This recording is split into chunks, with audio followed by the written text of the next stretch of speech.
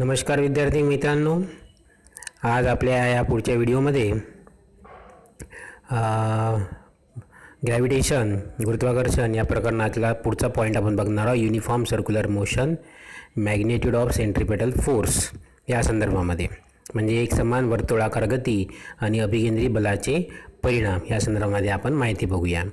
तर यासाठी आपण डायरेक्ट पुस्तकामधूनच शिकूया. तर सर्वांनी आपले आपले पुस्तकं काढून ठेवायचे. ओके, बघा आपल्याला इथे क्वेश्चन विचारलेला आहे. Why did Newton assume inverse squares dependence on the distance in his law of gravitation.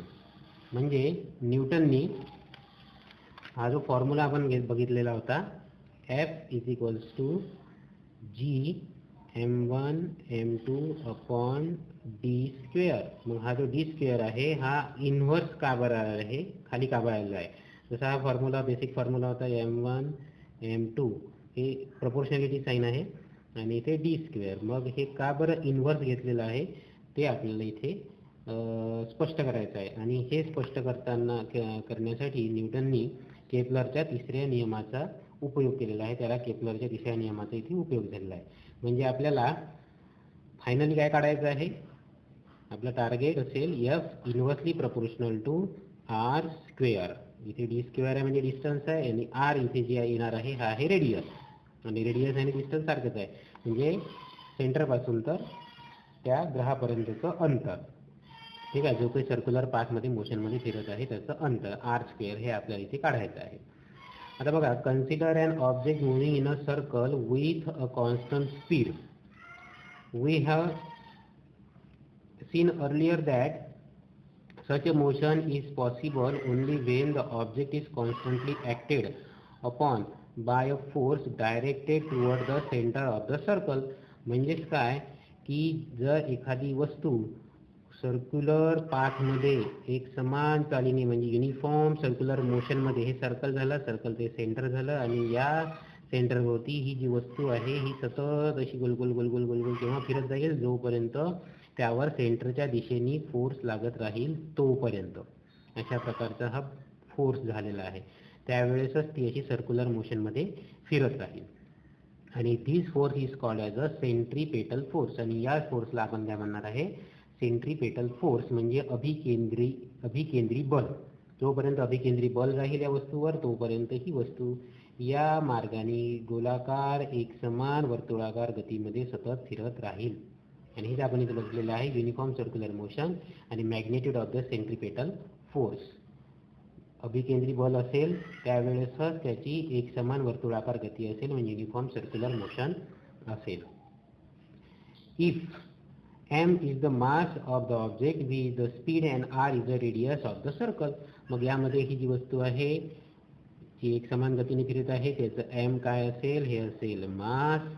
त्यानंतर त्याची स्पीड v असेल, आणि त्यानंतर त्याचं जी काही त्रिज्या असेल, रेडियस असेल, ती असेल r. ओके, अशा तीन वस्तू आपल्याला माहित आहे. मग या वस्तूवर किती फोर्स असेल, फोर्स असेल F is equals to m into V square upon R. अशा प्रकारचा हा इथे आपल्याला formula m V square upon R. काय झाला, त्या वस्तूवर जी सर्क्युलर मोशनमध्ये फिरत त्याचं बल. If a planet is revolving around the sun in a circular orbit in uniform circular motion, then the centripetal force acting on the planet toward the sun must be F is equals to mvr. मग आता आपण ही जी आकृती घेतली आहे, या आकृतीमध्ये हे जे आपलं केंद्रबिंदू आहे, सेंटर आहे, याला आपण सन म्हणूया, सूर्य म्हणूया, आणि हा जो आहे हा एखादा ग्रह आहे असं म्हणूया.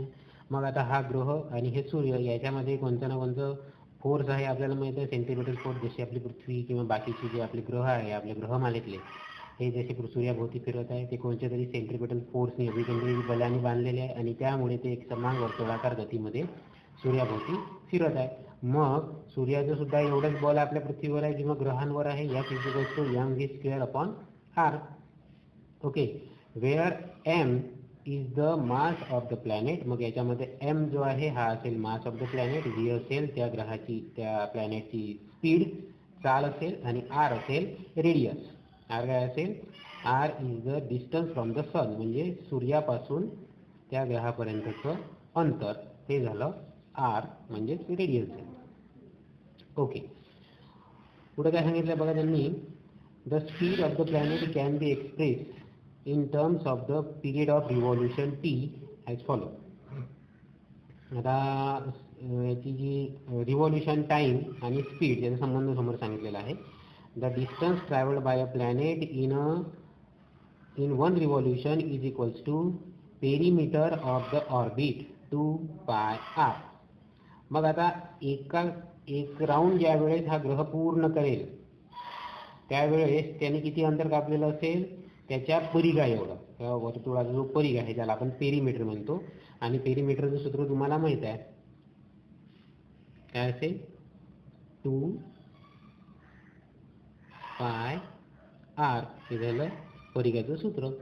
आणि एकूण टाइम किती लागलेला असेल, time taken is equals to period of evolution. एकूण टाइम किती लागला, जेवढा या वर्तुळावर फिरायसाठी वेळ लागेल तेवढा, आणि हा असेल कॅपिटल टी.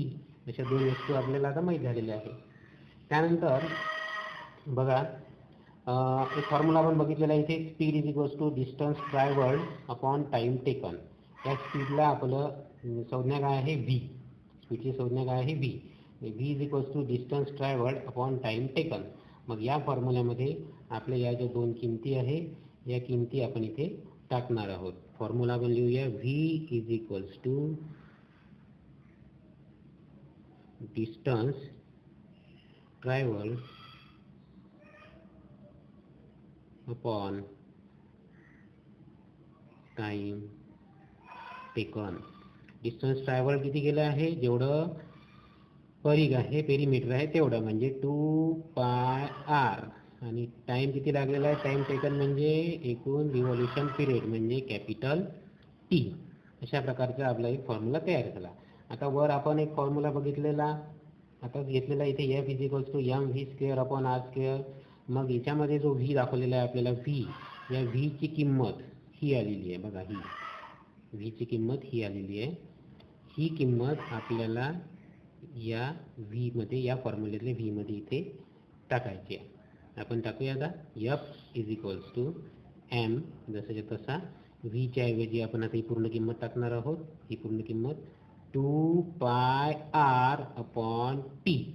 आता याला हे व्ही स्क्वेअर असल्या कारणाने या पूर्ण किमतीला आपल्याला स्क्वेअर करायचं आहे, आणि अपॉन आर आहेच, अपॉन आर. आता आपण हे सॉल्व करूया. एम,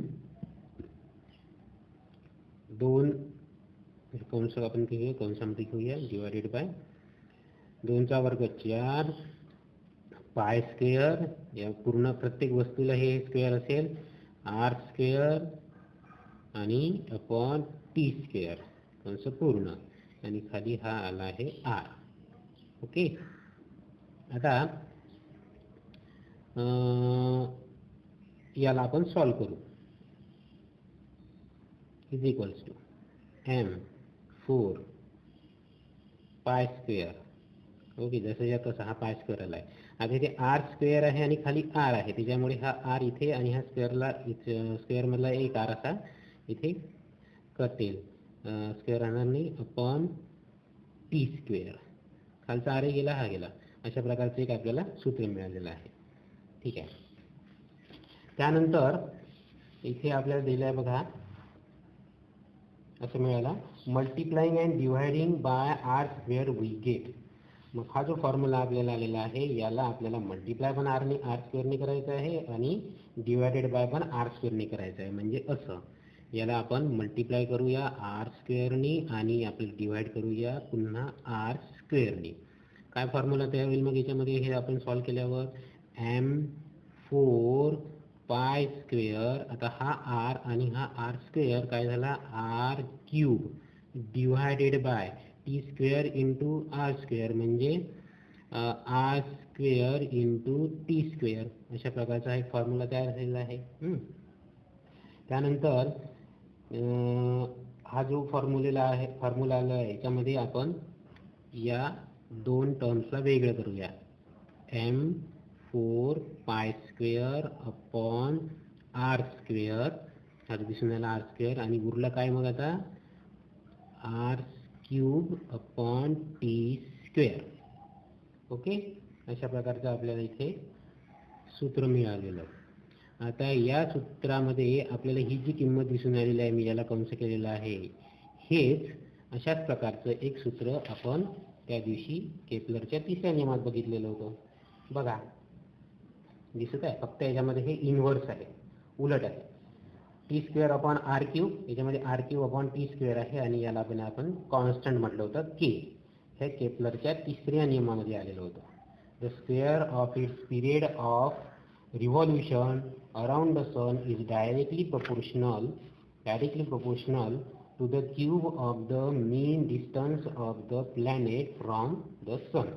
अशा प्रकारचं, आणि यावरूनच आपलं हे केपलरच्या तिसऱ्या नियमाचं सूत्र तयार झालेलं आहे. ठीक आहे, मग याच्यामध्ये इथे आपण लिहूया T square upon R cube is equals to K, that म्हणजे स्थिरांक, कॉन्स्टंट आलेला आहे, ते कॉन्स्टंट. मग या फॉर्म्युल्यामध्ये आपण हा के टाकला तर हा फॉर्म्युला कसा बनेल बघा.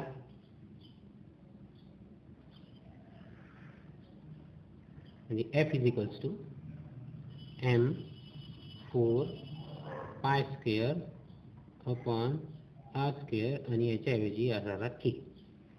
आता के खाली का घेतला आपण, कारण हे उलट आहे. हे जर असं असतं t square upon R cube, पी दिसून राहिला असेल तर r cube is equals to k असते तर के वर आला असता, पण इथे r cube upon T square असं उलट आहे हे, त्यामुळे हा जो के आहे हा खाली गेला, डिनॉमिनेटरमध्ये गेला, छेदात गेला. ठीक आहे, अशा प्रकारचं. पण इथे आपल्याला माहिती आहे बघा, इथे दिलं आहे त्यांनी 4m स्क्वेअर अपॉन के, म्हणजे याच्यामध्ये m जो आहे, 4 जो आहे, पाय स्क्वेअर आहे, आणि के आहे. या सगळ्या गोष्टी ज्या आहेत, या सगळ्या टर्म्स ज्या आहेत, या कधीही बदलत नाही. म्हणजे या कशा आहेत, कॉन्स्टंट,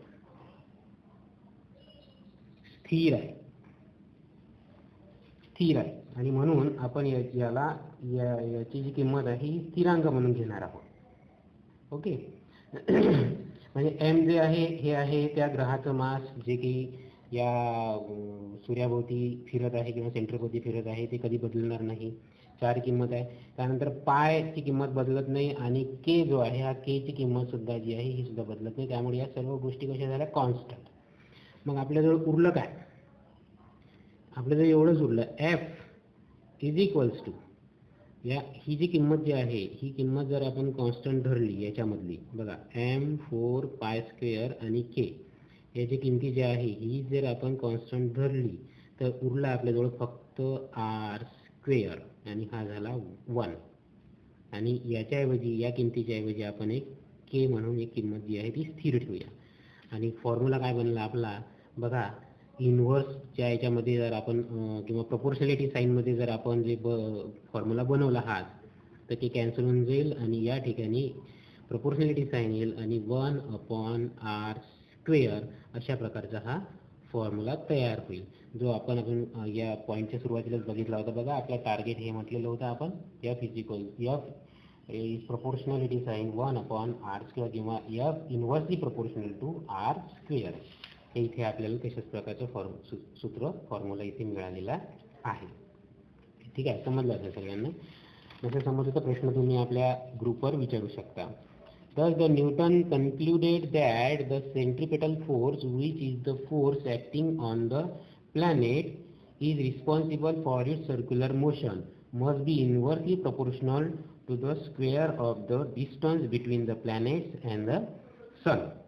म्हणजे सूर्य आणि ग्रह यामध्ये जे काही बल असेल, अभिकेंद्री बल असेल, ज्यामुळे जो ग्रह आहे हा सूर्याभोवती फिरत आहे, जे ग्रहाच्या परिभ्रमणास कारणीभूत आहे ते त्याच्यामधील अंतराच्या वर्गाच्या व्यस्त प्रमाणात आहे. Inversely proportional to the distance between sun and the planet असं इथे सांगितलेलं आहे. Newton identified this force with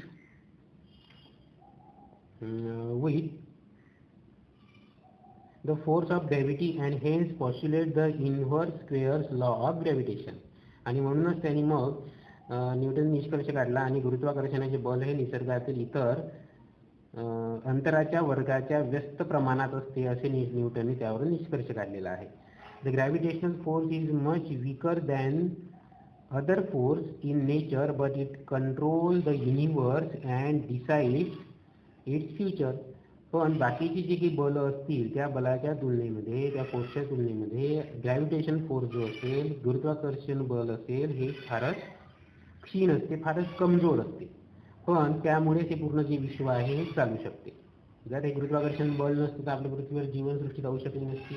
आता एका क्षणामध्ये जर गुरुत्वाकर्षण जर पूर्णपणे निघून गेलं तर काय होईल, ते पूर्ण आपण नष्ट होऊन जाऊ. कारण आपल्या पृथ्वीच्या आजूबाजूची हवा, पाणी हे सगळं अंतरिक्षामध्ये फेकल्याचं आहे. आणि त्यामुळे गुरुत्वाकर्षण बल जरी कमी असेल तरीही ते फार महत्त्वाचं आहे. त्यामुळे त्याचं जे भविष्य जे आहे, भवितव्य जे आहे ते निश्चित होते आपल्या पूर्ण विश्वाचं. This is possible because of the huge mass of the planet. आणि मग कमी असून सुद्धा इतकं मोठं का बरं हे धरून ठेवू शकते पृथ्वी किंवा बाकीचे ग्रह? कारण त्याचा मोठा आकार, आपण बघितलंच होतं की जसं जसं आकार वाढतो तसं तसं त्याचं गुरुत्वाकर्षण बल किंवा फोर्स जो आहे ग्रॅव्हिटेशन फोर्स हा डबल होतो. Planet, stars and other constituent of the universe. आणि या मोठ्या आकारामुळे हे गुरुत्वाकर्षण बल जरी क्षीण असलं तरीही हे सर्व या गुरुत्वाकर्षणामुळे शक्य होते. आता यावरच आधारित तुम्हाला एक छान प्रश्न विचारलेला आहे, याचं उत्तर तुम्ही देऊ शकता यूज युअर ब्रेन पॉवरमध्ये. Is there gravitational force between two objects kept on a table or between you and your friend sitting next to you? If yes, why don't the two move toward each other? म्हणजे जर टेबलवर ठेवलेली वस्तू, टेबलवर ठेवलेले हे पुस्तक असेल किंवा मी ज्यांनी शूटिंग करून राहिलो हा जो कॅमेरा आहे, हा कॅमेरा आणि हा टेबल, किंवा दोन मैत्रिणी जर जवळजवळ बसलेल्या असेल तर त्यामध्ये गुरुत्वाकर्षण बल असते असं म्हटलेलं आहे. मग असं जर असेल तर ते एकमेकांकडे आकर्षित का होत नाही? त्याचं उत्तर कोण देऊ शकेल का? याचं उत्तर अगदी एका लाईनमध्ये तुम्हाला व्हॉट्सअपवर टाकायचं आहे. जर आलं नाही उत्तर तर मग त्याचं उत्तर मी सांगेल तुम्हाला. बघू आता कोणाला 3 स्टार मिळेल. जो पहिला उत्तर देईल त्याला 3 स्टार मिळतील, काय जसं अनुष्काला मिळालेलं आहे 3 स्टार. त्यानंतर बघा इथे यावरच आधारित सॉल्व एक्झाम्पल आहे. ठीक आहे, आता तुम्हाला अजून एक वर्क देतो मी. हे जे सॉल्व एक्झाम्पल आहे हे एक्झाम्पल सगळ्यांनी घरी करून बघायचे आहे. ओके, आणि जर आले नाही तर मग आपण ते घेऊचे. तुम्ही विचारायचे प्रश्न आपल्या ग्रुपवर आणि करायचे आहे. तर याच्यामध्ये तुम्हाला एकूण दोन प्रॉब्लेम दिलेले आहे, 2 गणित दिलेले आहे. एक्झाम्पल 1 आणि याचा फॉर्म्युला जो आहे F = Gm1m2/r², या फॉर्म्युल्यानुसार अगदी सोपा आहे. आणि एक्झाम्पल नंबर 2 इथे दिलेलं आहे. तर हे सगळ्यांनी सॉल्व करून बघायचे आहे. ठीक आहे, बाकीचं आपण पुढच्या व्हिडिओमध्ये बघूया. थँक्यू.